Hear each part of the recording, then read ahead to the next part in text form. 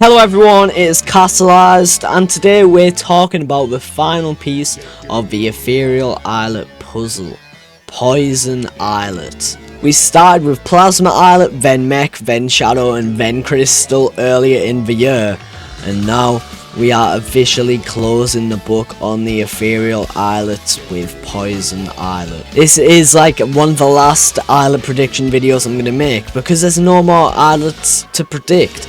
We've been like making prediction videos since Mech, and it's finally going to be over. Once Poison Islet releases, the entire Ethereal Islet saga is complete. So today we're covering everything, the full cast, our final primordial Tunefor, a release date I think I've actually nailed down quite well, and even a stab at how the song might come together, which, for a fair warning, is not really my strength. But we'll get into that. Let's not waste any time, let's get right into it. Let's start with the roster, because this is a genuinely stacked cast of monsters. Poison Islet is bringing us Humbug, Bbli, Kazillion, Dragon, Fungprey, Blaret, Ogler, Flask, Piplash, Exert, T-Pirainha and gUrDy. Now here's a fun little detail before we move on. This is actually Humbug and gUrDy's very first Islet appearance. And since Poison Islet is the last Islet, it makes their last appearance. It's kind of a nice send-off, honestly, to a more chaotic personality heavy monsters in the Poison element family, finally getting their moments on this Islet, right at the very end of the Islet saga. The rest of the cast is exactly what you would expect from a completed Ethereal Islet lineup, a mix of Poison doubles and triples we've been building towards for months.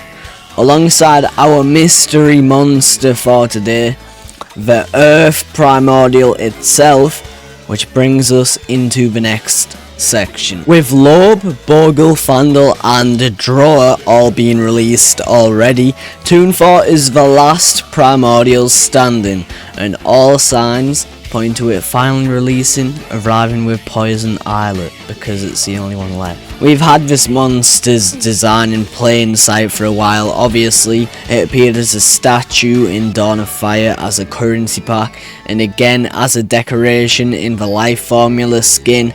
The statue design right there on screen right now is obviously what the Tunefor design is going to be based off, like any of the other Primordials. But we've actually got more than just the statue to go off of for the Tunefor's design.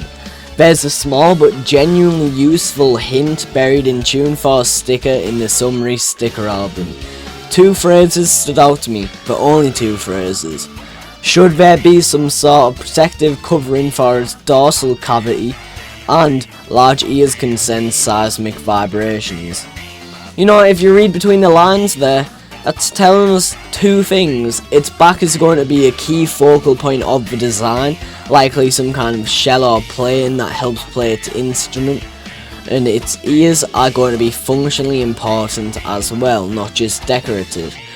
That seismic vibration line especially is interesting because it suggests some sort of like sound or sensing ability tied directly into the ears, which honestly, for a monster on Poison Islet where they're all toxic and stuff, it gives a nice little identity to Tunefor. Now, let's actually talk design, because I want to properly go through this concept by gUrDy, because I think it nails exactly what those hints are pointing towards.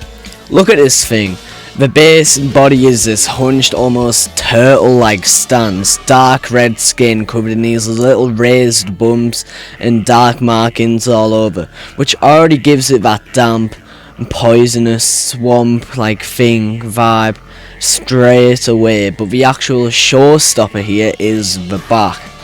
Obviously, its instrument is drums. It's using its ears as hands to play it like this. It's using its ears as hands to play its instrument. But not only that, the ears are playing the two first drums, but the further back drum is played by a mini Tunefor itself. How cool is that? That is like awesome. And there's even a little baby Tunefor in the pouch like a kangaroo. And to the left and right of that baby Tunefor, the earth sigil is on the knees. How awesome is that? There is also a symbol on the right coming off a dead tree. The attention to detail on this design is honestly insane. Then you've got the face. It's this wonderfully lopsided, cute expression. You know, it's just amazing. Its little mouth, the little like squiggly growing on its beard and on its head. It's just an awesome design overall. Its ram horns, amazing workers. This is really good. And now for Low's design, from the words of Low. The back is like that because I think the volcano back is a bit overdone. So a cave back made with different rock types and with stalagmites. It's somewhat turtle-like main bodies because Tor is the earth celestial. All those little tendril things are supposed to be feeling sensors, and all the bruises are because of how Tunefor's title as a statue was kindly, so it would help monsters even if getting hurt, though it most likely doesn't feel pain unless hit on the tendril things. And also the hands and ears were combined because it's more monster-like. Now for the actual day, I just want to be upfront here, as of writing this video and recording this part, August Lookahead hasn't dropped yet. It might drop today as of recording. So there's a real chance new information comes out that shifts what I'm about to say. But I genuinely think I've landed on the correct window. Let's think about the gap pattern. Shadow to Crystal Islet was roughly a 5 to 6 month gap. If Poison Islet followed that same 5 to 6 month gap from Crystal, that would actually push us into November or December. And honestly, that just doesn't sit right to me. That's way too close to the holiday season. The holiday season doesn't match with Poison like at all, and Ethereal Islets, you know, I don't know, it should come that late in the year. So instead, let's look at it from a different angle. The Celestial month pattern. May is Syncopite's month for Crystal Celestial, and Crystal Islet released in May. Coincidence? No. It's a pattern.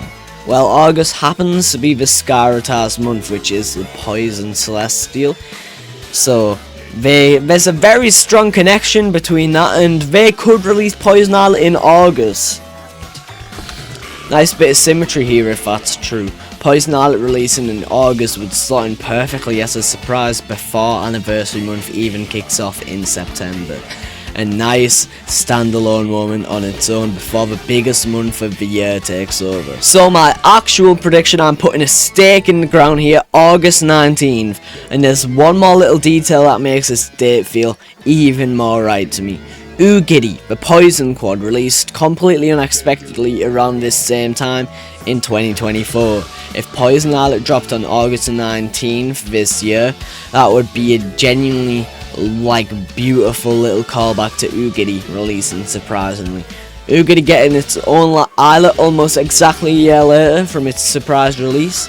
That's pretty cool. Alright, final section, and I'll be honest with you up front here, I know nothing about music theory, as you might tell by some of my videos, so bear with me here, but let's at least try to piece together how this song could actually come together. We've got a genuinely wild mix of instruments to work with. Humbugs and electric guitar, Bbli and Kazillion are both vocalists, Dragon playing the gong, obviously, Fungprey on violin, and Bbli got the automaton, which is like a really cool instrument, by the way. Ogle's on a, piano, Flask is on a waterphone, Piplash is on like some muted electric guitar, Exert is doing his weird burping thing, T-Tart's a vocal, and then gUrDy, according to the wiki, is cymbals, tambourine, clapping random sound effects like a gas station and splashing water. Now here's one thing I do feel confident in calling. I think Piplash and Humbug need to have a slow, more stripped back duet moment somewhere in the song, similar to Mech Islet with Oraculele. Piplash's muted electric guitar and violin blend already has this softer, more melancholic tone to it, and pairing that with Humbug's electric guitar in a quieter sound section would give the song so much more emotion than it could have, and then it comes back together with gUrDy and Dragon going like care. Beyond that though, I'm just speculating here. This cast is such a strange take a mix of instruments, and I think the final song is going to end up sounding properly unique compared to any other islet we've had so far. I'd love to hear what you guys think this could sound like down in the comments, because honestly, you'll probably come up with something better than I can. So that's everything I've got for Poison Islet Cast. For rounding off the Primordials, a predicted release date of August 19th, and a song that's probably going to be one of the most weirdest and most unique combinations a game has ever had. Before we wrap up properly, I got into the MSM Curator Club. That's pretty cool. This was before the Weird Al video, and I'm recording it after the video, so yeah, I just thought I'd say again. If you're enjoying this kind of content, predictions, breakdowns, all of it, just the best way to support the channel going forward is liking and subscribing. It helps more than you'd ever think. This is the end of the Ethereal Islet saga. Sad moment, but I'll see you all in the next video. Goodbye.